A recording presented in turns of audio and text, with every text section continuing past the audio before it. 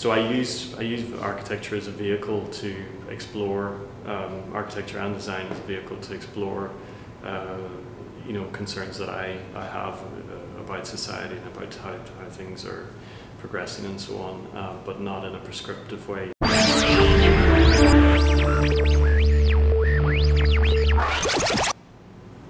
In terms of the works I make, they're very transient. You know, I mean, they're paintings, they're sculptural installations. They're not necessarily, even though they may be large scale, they're not as bombastic as an architectural gesture. I guess it's the relationship between the temporality of the processes that I'm engaged with and the kind of less temporal. I mean, architecture is temporal as well in terms of, if you look at history, things come and go and so on. But there are much bigger consequences about you know, how if somebody comes up with an architectural idea and builds it in a certain way and it gets appropriated and taken on.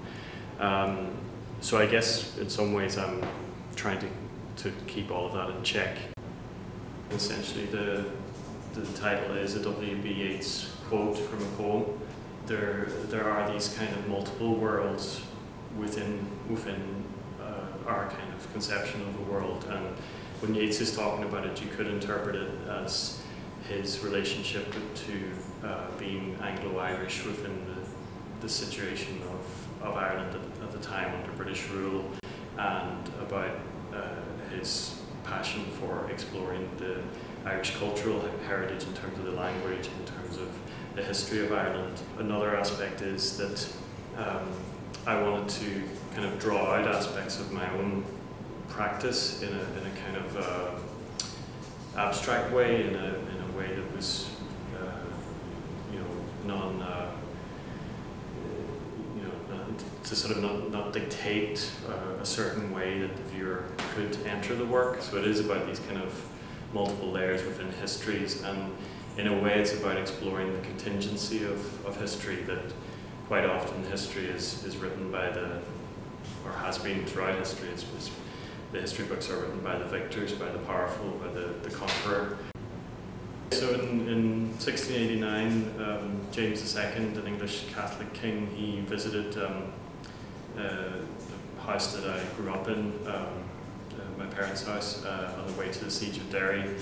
And on the way back from the siege of Derry, his troops burnt all the Protestant houses in the area, but he granted protection to this particular house because he'd had a nice lunch, I guess, on their front lawn. I wrote my thesis on my bachelor's. I did a joint honours in art history and painting in Dublin, and I wrote the thesis on the architectural history of the house. So there's some of the images here. Actually, this one here is elevations of the house from different angles, and I've juxtaposed it with an engineering diagram where I've drawn the sort of components of a machine. And what I sort of wanted to do was, in a very abstract way, construct this kind of notion of architecture as a machine. You know, it's taking a starting point from Le Corbusier's statement of you know, a house is a machine for living, and to then kind of construct or juxtapose this house and then the machine components to suggest that there's these kind of layers within how things fit together and how systems fit together, but also in terms of the makeup of me as an individual, in terms of being brought up in this particular home and in this particular context. And what I wanted to explore within that is that there's a lot of paradoxes within that history, and how these things that have then been interpreted throughout the centuries have had huge consequences in terms of Ireland and the conflict within Ireland. I think the biggest difference with this exhibition is that for the first time in this installation, I've attempted to bring everything together, you know, very often in the past I've intentionally sort of separated out the different projects. I have had a reluctance to bring all of those projects under the one umbrella, and for the first time in a long time, I've decided to bring all of these things together and see how they operate in relation to one another. You know, something that became very apparent for me is that Frederick Froebel, who was born in the 1700s, is not so long after the period where the house I grew up in was built. You know, it was built in 1611. So there's an overlap in terms of what I'm drawing on in terms of Froebel's influence and you know, Pestalozzi before him and so on. And there's an overlap in terms of the history of this house that has been a kind of core aspect of my work for many years. Yeah, I'm not sure what I would call myself, and you know, I studied painting, so you know that was and continues to be kind of a primary motive of working. But I mean, I guess if I was going to call myself something, that you know, I would call myself a process-based artist. So I've always worked, you know, even when I was studying painting, I've always worked in multiple ways of working and also with multiple projects simultaneously. So I find it very difficult to pin myself down to one medium, and they all interchange and influence one another. In terms of the actual process of making the paintings, it varies. So sometimes the painting I'll be working very much at a wall, standing up, or at an easel, and the painting will be made, I guess, in a certain traditional way. But then other times I'll work with the painting flat on the ground and apply layers of colours, and then washes over it, and then work back into it again, so that certain things are sent to the back, and then sometimes I'll take a dry brush across certain parts of the painting so it becomes blurred. With the works on paper, they are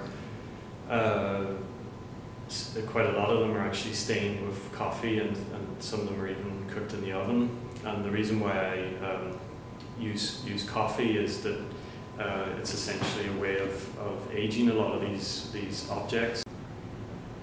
The painting here, which is of an interior of Mies van der Rohe's Tugendhat villa in the Czech Republic. What I've done is taken the floor and turned it red. When you look closely at the painting, it's actually not a red carpet because there's reflections in the red. So it's either a red floor or, you know, it's blood red, you know, so there's maybe kind of notion of something like references to The Shining, or to, you know, there's something maybe not quite right about what's happening there. I made a painting that's a bit smaller than this painting on paper. So in the positive version of the painting, which there's an example of that on the other side of the room, the colours are greens and reds, but when they're turned into negative, they actually become closer to a lot of the colours that Eileen Gray used in her carpet designs. So with this particular painting, I guess the aesthetics of it being turned into negative could be seen to be a literal negativity on the part of the subject matter. I want the works to, or I would like viewers to approach the work in a very open way, and I'm hoping that the work is accessible enough on many levels that people can interact with it without feeling as if they have to know everything about the work or have to understand it fully. So I guess the main thing for me is that the work kind of sets up a series of proposals or entry points within this kind of layered approach to interrogating history and interrogating certain things within society, contemporary society and past societies.